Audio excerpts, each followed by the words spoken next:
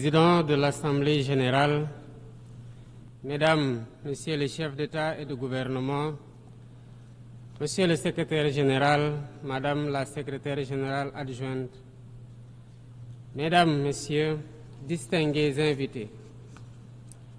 Avant tout propos, je voudrais saisir cette tribune pour saluer à nouveau la mémoire de mon compatriote, Amadou Makhtar Mbow, qui vient de nous quitter.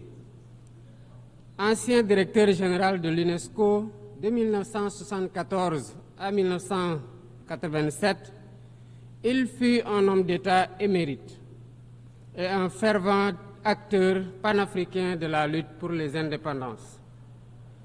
Je félicite M. Philomène Yang pour son élection à la présidence de cette Assemblée générale des Nations unies, ainsi que son prédécesseur pour sa contribution à la mise en œuvre de notre agenda commun. À travers vous, je formule mes vœux de succès dans la conduite de nos travaux.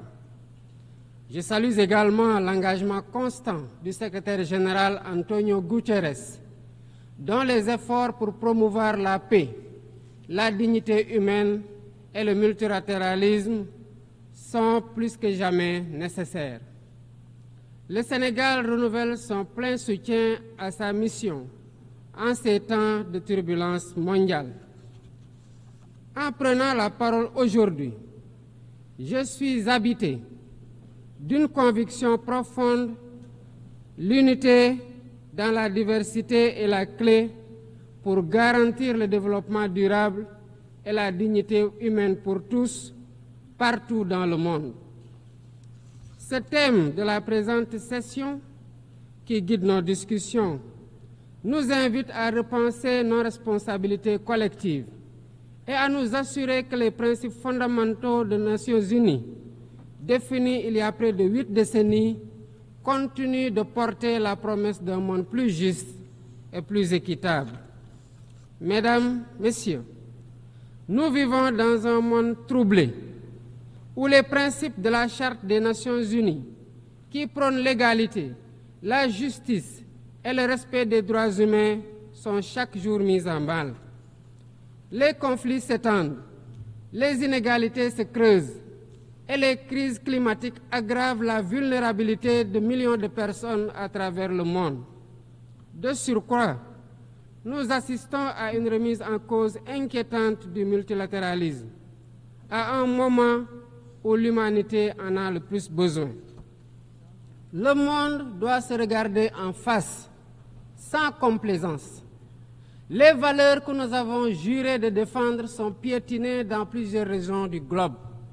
Que l'on soit à Gaza, à Tel Aviv, à Dakar ou ailleurs, chaque être humain est porteur de cette égale dignité, une dignité qui transcende les frontières, les cultures et les appartenances religieuses.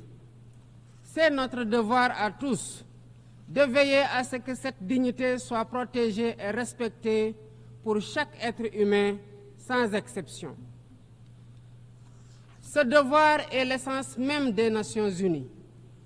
Pourtant, nous constatons chaque jour que le droit international, ciment de la paix mondiale, est souvent violé. Des résolutions adoptées par cette Assemblée sont ignorées. En tolérant ces violences répétées, nous foulons aux pieds les principes de la Charte des Nations unies et sapons les fondements même de cette maison de la paix. Jamais les fondements des Nations unies n'ont autant vacillé qu'en ces temps de violence et de peur et d'incertitude. Si nous voulons éloigner le spectre de la guerre et œuvrer à l'avènement d'un monde meilleur, alors il est temps de changer les paradigmes. Il est temps de remettre l'humain au centre de l'agenda international, comme nous y invite le thème de cette session. Monsieur le Président, Mesdames, Messieurs, nous ne voulons plus fermer les yeux sur la tragédie qui se déroule dans le Sahel. Des groupes terroristes sèment la terreur, pillent, tuent les populations civiles innocentes. Cette région, autrefois stable, est désormais en proie à une violence quotidienne tandis que les Nations Unies, particulièrement le Conseil de sécurité, restent trop souvent inertes. De même, nous ne pouvons pas accepter que le Sahel devienne le théâtre de rivalités de puissances étrangères dont les affrontements ne font qu'aggraver la déstabilisation de la région. Je dois rappeler ici que la paix et la sécurité de l'Afrique sont indissociables de la paix mondiale. Il est impératif que le Conseil de sécurité remplisse pleinement son rôle de garant de la stabilité internationale. J'exprime à nouveau la préoccupation du Sénégal face à la situation tragique qui perdure en Palestine. Des générations entières y ont grandi sous l'ombre de l'oppression, privées de leur droit fondamental à un État viable.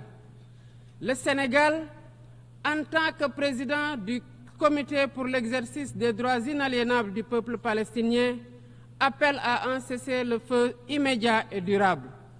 Nous réitérons notre soutien à la solution des deux États, avec Jérusalem-Est comme capitale de la Palestine, conformément aux résolutions pertinentes des Nations Unies. Cette guerre qui n'épargne ni femmes, ni enfants, ni infrastructures vitales est une plaie ouverte sur la conscience internationale.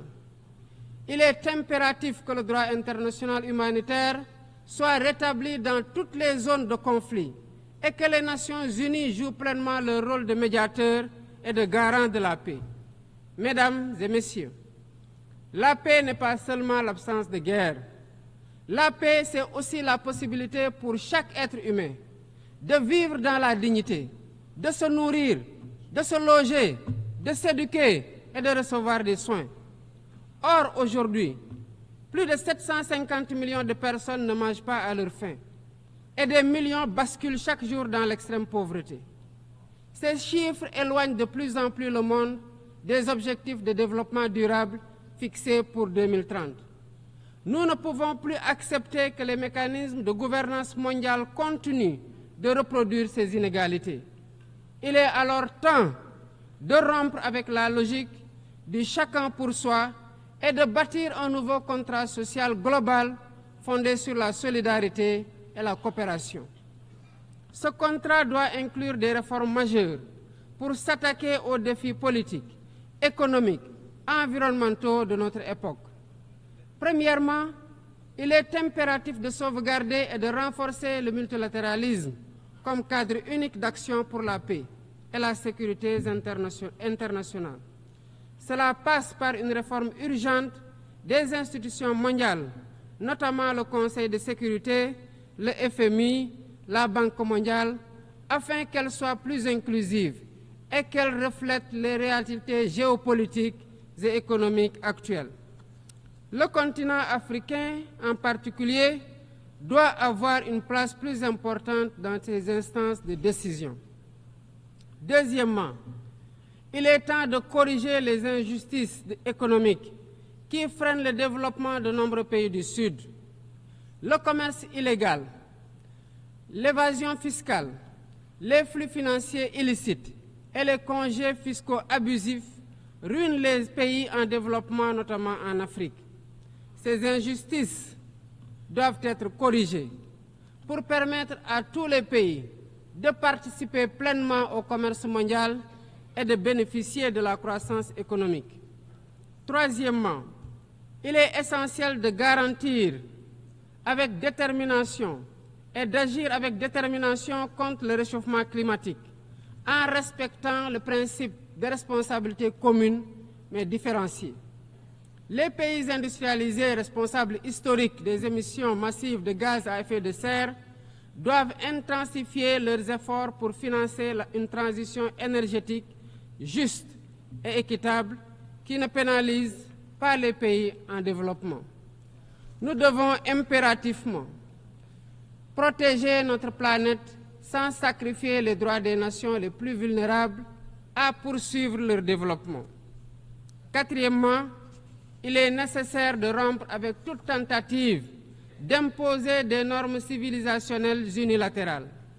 Depuis son indépendance, le Sénégal a toujours défendu l'égale dignité des cultures et des civilisations. Et cette diversité doit continuer à être la base de la coexistence pacifique entre